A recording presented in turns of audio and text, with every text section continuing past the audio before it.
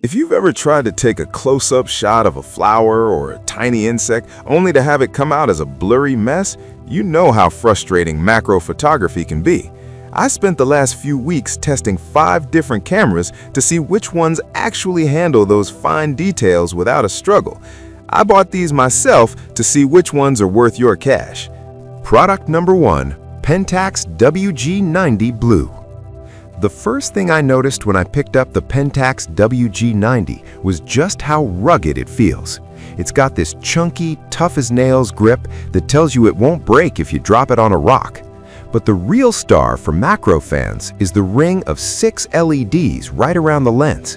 When I was shooting some moss in a dark corner of my yard, those lights saved the day by giving me perfectly even light without any weird shadows.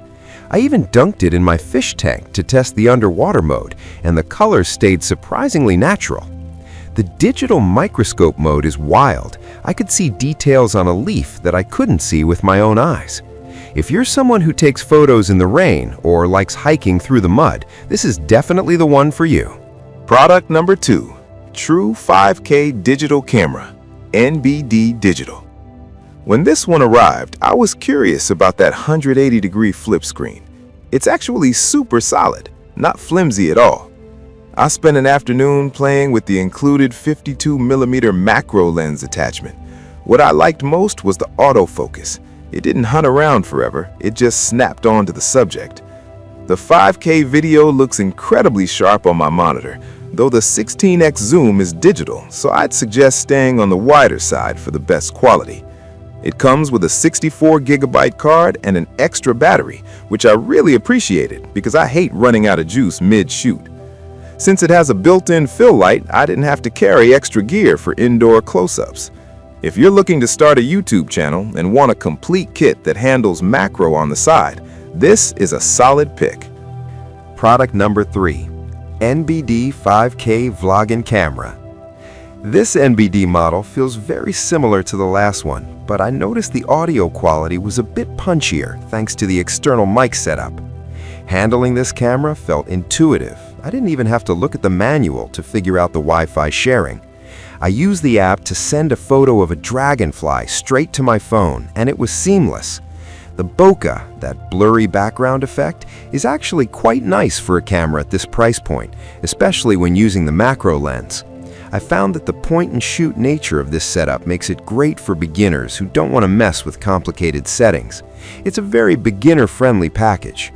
If you're a traveler who wants to share high-res photos to Instagram immediately after taking them, the Wi-Fi features here make it a great choice. Product number 4, Gianica True 4K and 48-megapixel Camera. Holding the Gianica, I was surprised by how lightweight it is.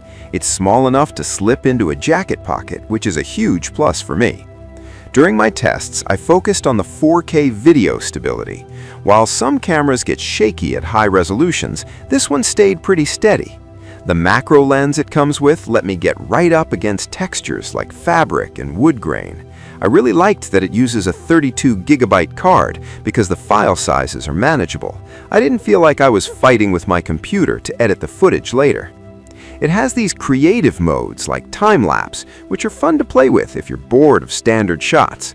If you're an entry-level user who wants something simple and compact without the headache of massive 8K files, you'll like this. Product number 5, the Yatao Dual Camera Kit. The Yatao has a cool party trick. It has both front and rear cameras. When I was out testing, it was so easy to swap from a macro shot of a flower to a quick selfie without flipping the whole camera around.